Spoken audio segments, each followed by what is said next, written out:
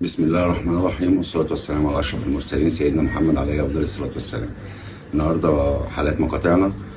النهاردة معانا مقطعين هيضربوا نار النهاردة. مقطعين حلوين أوي، الأولاني أحسن من التاني والتاني أحسن من الأولاني، ونسمع مع بعض وهنشوف والحكم ليكوا انتوا. نبدأ.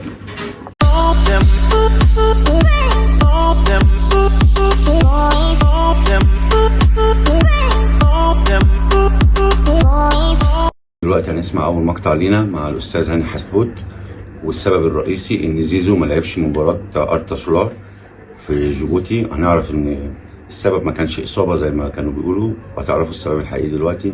نسمع الفيديو. غاب النهارده اللاعب، وبحسب إعلان الزمالك الرسمي فغياب زيزو سببه هو الإصابة بكدمة في الكاحل، وهو عائد من معسكر منتخبنا الوطني في سبتمبر.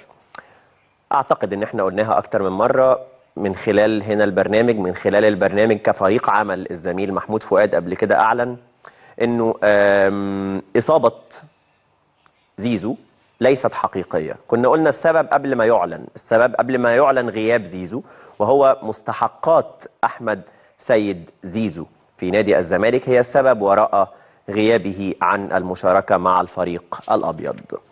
بغض النظر هتلوم إدارة الزمالك سواء الحالية أو السابقة، أو هتلوم زيزو على أنه لا يشارك مع الزمالك بسبب مستحقاته، فكر فيها بينما بنقول لحضرتك الكواليس كاملة من البداية وحتى هذه اللحظة، بل واللي محتمل يحصل في الأيام المقبلة. يلا بينا. كواليس غياب زيزو عن مباراة أرتا سولار، وهي الأمور المحتمل أن تستمر في الأيام المقبلة. حصل زيزو على أكثر من وعد بالحصول على كامل مستحقاته كبديل عن رحيله إلى الشباب السعودي، يعني اقعد وهتاخد كل فلوسك. اجتمع ممثلو اللاعب مع الإدارة الحالية، كما التقوا بالمرشحين في انتخابات الإدارة، والتقوا كذلك مع رجال أعمال زملكاوية، ولم يحصلوا على مستحقات زيزو بعد. يوم 28 أغسطس ذكر برنامج الماتش أن زيزو يدرس رفض المشاركة مع الفريق في الموسم الجديد إلا بعد الحصول على مستحقاته كاملة. في الوقت ده أو بعدها بأيام أعلن الزمالك حصول 50 أو كل اللاعبين على 50% من مستحقاتهم.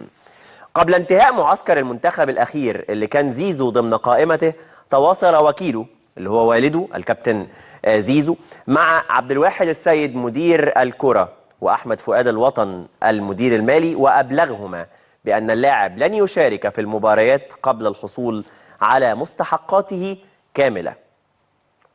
الزمالك أعلن على لسان مدير الكرة أن اللاعب يغيب عن مواجهة أرتا سولار لإصابته بكدمة في الكاحل.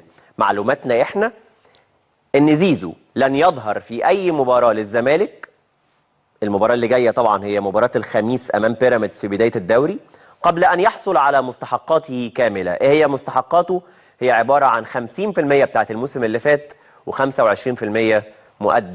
طبعا احنا سمعنا ان الاستاذ هاني حتحوت ان الموضوع ما كانش اصابه، وان الموضوع كان مساله مستحقات. والنهارده برضو عرفنا من مصادرنا ان الاستاذ ممدوح عباس قعد مع زيزو واداله شيك ب 40 مليون جنيه قيمه المستحقين السنه اللي فاتت، و25% من مستحقين السنه دي.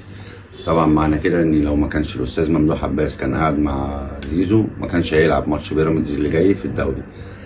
والمسألة كانت مسألة فلوس بس، مش مسألة إصابة ولا مسألة إن هو ما عملش تمارينه أو ما راحش التمرين آخر تمرين لنادي الزمالك. هو فعلا ما راحش التمرين، بس كان الموضوع عشان فلوس مش عشان إصابة. ده حال نادي الزمالك اللي طبعا ما يسعدناش كأهلاوية، ما يسعدناش إن احنا نشوف نادي الزمالك في الحالة دي. ومعانا في المقطع الثاني كابتن أبو غل، قصدي كابتن محمد عبد الله، وقد إيه غله وقد إيه حقده على النادي الأهلي. المسألة ما بقتش مسألة نادي، لا لا لا، ده الموضوع غل جامد جدا، لدرجة إن الراجل هيطلع عن السياق الطبيعي، هيقول كلام غريب. نسمع الحلقة وارجعوا لي بعدها. لو في سياسته دي بتاعتك انت. ربنا بقى فوق الكل بقى يا عم طب ربنا ما فوق، ربنا قادر. بيحب النادي الاهلي عشان كده مخليه احسن نادي في ربنا افريقيا. قادر، ربنا بيحب النادي الاهلي. عشان كده بيخليه احسن نادي في افريقيا، وعشان كده بياخد كل البطولات، وعشان كده كل اللعيبه نفسها تلعب في النادي الاهلي. الكعبه جت في نادي الاهلي في لا لا الجزيره. يا جماعه ما تدخلش الكلام ده، ما يصحش. لا لا بس عبد الله بص انت بتقول اي حاجه يا عبد لا الله لا وخلاص. الكلام ده يا جماعه ما ينفعش. يعني انا قلت لك 100 مره ما تدخلهاش اهلي وزمالك، انت أنا ما مصمم بدخلها. تدخلها اهلي وزمالك. أنا ما انت بدخلها. دلوقتي يا حبيبي معاك أنا فلوس بتكلم. رايح تشتري عربيه، انا مش قادر اشتري، يبقى انا احقد عليك؟ وانا كده رد بحكي عليا. عليك، انا بكلمك. ما انت دايما منطق. تقعد تقول الاهلي أنا الاهلي، انت بكلمك- بتدخل الاهلي ليه؟ انا بكلمك أنت كل بتدخل الأهلي مشكله ليه؟ كل مشكله هو ليفربول كل دلوقتي طرف. يشتري لعيب نقعد نقول اصل ده لعيب اتلتيكو مدريد ما هو اللي جاب بيعملوش له كده. البطولة. الانديه دي ما بتعملش كده. الانديه دي ما بتعملش كده. أمال مين اللي بيعمل؟ انت ياما جبت صفقات وركنتها جنبك، ياما جبت عشان تخلص على انديه، عشان تفضي الانديه دي بمعنى اصح. وهستفاد ايه؟ يطلع كل تستفاد ايه؟ استفاد ان ايه؟ انت بتضعف اللي قدامك. هو انت عندك دوري؟ صح. وانت عندك دوري، انت عايز دوري صح. من طرف واحد. يعني دلوقتي بس. لما الاهلي يروح مثلا يشتري مثلا لعيب مثلا من اسوان، من فيوتشر، من المحله، النادي الاهلي هيبص للمحله مثلا هيضعفه في ايه؟ هيقف في طريقه في ايه؟ لا انا ما بتكلمش على السنين. ما انت بتقول أنا ما انت بتكلمش- مش ده معنى أنا كلامك ما اللي انا النادي أنا الاهلي ما بيضعف بتكلم- الفرق أنا- التانية. ليه هيكسر في عظامها ليه؟ طب انت شايف ان الارقام اللي بيدفعها مثلا النادي الاهلي او النادي الزمالك علشان في الاخر تاخد بطوله دوري بتعدي مثلا الميزانيه بتعدي مثلا ال 700 800 مليون جنيه؟ مليار يا كابتن. يا كابتن انت بتتكلم في 4 5 لعيبه محترفين في نادي الاهلي، عدت الميزانيه لوحدها 400 مليون. تعالى بقى قيس على باقي الفرقه، على باقي السكواد. انت بتتكلم في 5 لعيبه، تاخد دوري؟ في 25 لعيب. اقل متوسط الأهلي عقد طموحه مش لعيب دوري يا أحمد. متوسط عقد. افريقيا النادي الاهلي مش هو لما أفريقيا؟ الاهلي بيدفع الحاجات يعني دي طموحه مش أنا دوري. أدفع مليار النادي جنيه. الاهلي بيلعب في كاس عالم انديه وبيلعب، والراجل بطل افريقيا كل السنين على التوالي، ودوري. بطوله يا افريقيا عم قويه بس ما هي ولا دي ضعيفة؟ فأنت الفرقه بتاع لازم نيوزيلندا دي. يبقى ما عندي انت- سكواد جامد. هو انت يا عم من لوحدك اللي بتلعب كاس عالم انديه؟ ما فرقه ده في الفرقه الثانيه اللي كل أوكلاند. اوكلاند سيتي ما كل سنه في كاس عالم طيب انديه. ماشي، انا بتكلم اللي انا عندي بطولات كتيره لازم كده ايه اجيب. يا عم؟ هو دوري وكاس بطوله افريقيا قويه ولا ضعيفه؟ ضعيفه ضعيفه طب ما بتاخدهاش ليه؟ ضعيفه. ما بتاخدهاش ليه؟ معلش بقى. ما هي ضعيفه. عشان انا ما لما بتاخدهاش كنت ليه؟ كويس انت خدتها برضه ما ظلم. بتاخدهاش ليه؟ ما عشان انا رد وحش. عليا. انا بقول لك عشان انا وحش. طب خلاص يبقى دي عشان بقى ما عنديش مشكلتك. اللي عندك. يبقى دي بقى مشكلتك. ايه ما عندكش ما عندوش الفلوس وما عندوش الفلوس، الامكانيات. ما عنديش طب خلاص انا بقى مشكلتي في ايه؟ ربنا مدي وما عنديش واحد الحاجات اللي غني، بتتلعب من بره. ما ربنا جعل الدنيا دي والناس فئات وطبقات. انا دلوقتي احمد جمال ربنا يزيده معاه 10 جنيه، انا راجل معايا جنيه، ابص لك ليه؟ طب ما انا اسعى واشتغل على نفسي عشان ربنا يكرمني.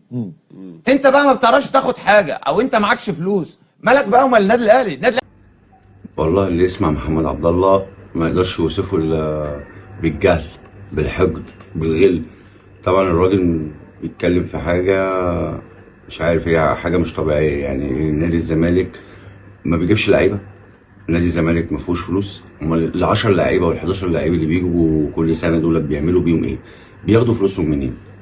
انا شايف ان في لعيبه كتيره جدا بتخش وبتخرج من نادي الزمالك ومحدش بيسمع عنها ومحدش بيعرف عنها.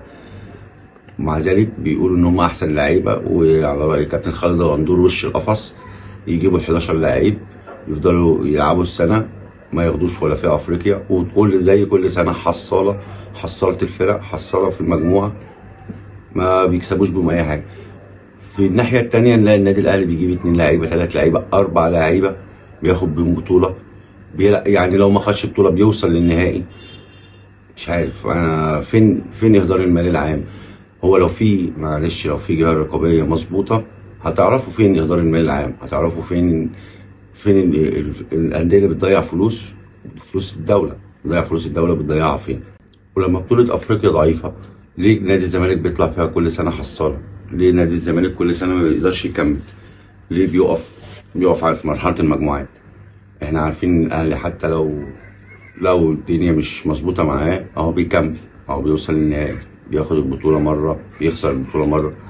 بس فرقه رفع اسم مصر من شأنها ان هي ترفع اسم مصر عالي. نفسي مره حد يمتلك الجراءه ويقول ليه، ايه المشكله، ايه السبب الرئيسي فعلا ان نادي الزمالك بيضعف؟ ايه السبب الرئيسي في مشاكل نادي الزمالك؟ لا مفيش، كله بيتجه ان هو يفشل النادي الاهلي، يطلع عيوب النادي الاهلي، يطلع اي مشكله ويحاول يحط عليها زوم ويكبر المشكله.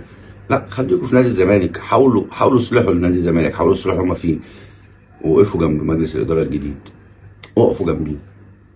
يا ريت نادي الزمالك يرجع زي ما كان. وهنا خلصت حلقتنا النهارده. متنسوش اللايك والشير، تفعيل زر الجرس عشان يوصلكوا كل جديد من قناه. بس كده، سلام.